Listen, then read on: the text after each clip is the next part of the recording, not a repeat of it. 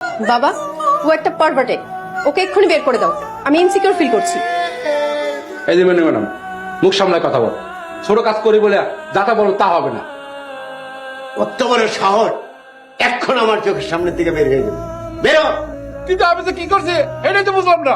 তোকে কিছুই বুঝতে হবে না, চলতি মাসের বেতন দিয়ে দিব, সোজা বেরিয়ে যাবি, নইলে তোকে একদম পুলিশে দিব। আমি তো কি করছি এটা তো কইবেন না, তো মনে হচ্ছে তো গুড়গুড় করবো। আপনার চরিত্র ভালো না, আপনাকে আর রাখতে চাই না। আর কারণ লাগবে আপনার? কি করেন ম্যাডাম, আমার চরিত্র ভালো না, এটা আপনার কিভাবে বুঝলেন? আপনার কর্মকাণ্ডে বোঝা গেছে আপনি ভালো মানুষ না, আপনি লুচ্চা। কি বলেন আপা, কোনদিন দেখছেন আমাদের সাথে কোনো খারাপ কাজ করছি?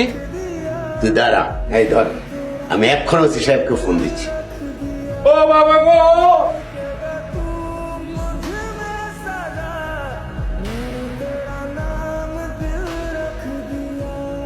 তোমার স্যার আমার নাম মিরাজ, আর যা যা জানতে চান সব এই কাগজে লেখা আছে।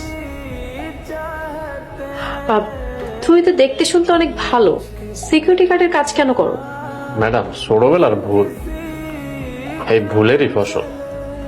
মানে? ঠিক মতো পড়াশোনা করে নাই তো, তাই এই ফল। শোনো, গার্ডের চাকরি মানে বাড়ির গেট পাহারা দেয়া নয়, তোমাকে সপ্তাহে 2 দিন বাড়ির সিঁড়ি আর গ্যারেজ পরিষ্কার করতে হবে। Yes madam. Time to time পানি ছাড়তে হবে। জি স্যার। প্রত্যেকদিন গাছে পানি দিতে হবে। জি ম্যাডাম। মাঝে মাঝে দোকানেও যেতে হবে, বাজারও করতে হবে। জি ম্যাডাম, আমি সব পারবো, কোনো সমস্যা নেই। তাহলে এক্ষুনি গেটে গিয়ে দায়িত্ব বুঝে নাও।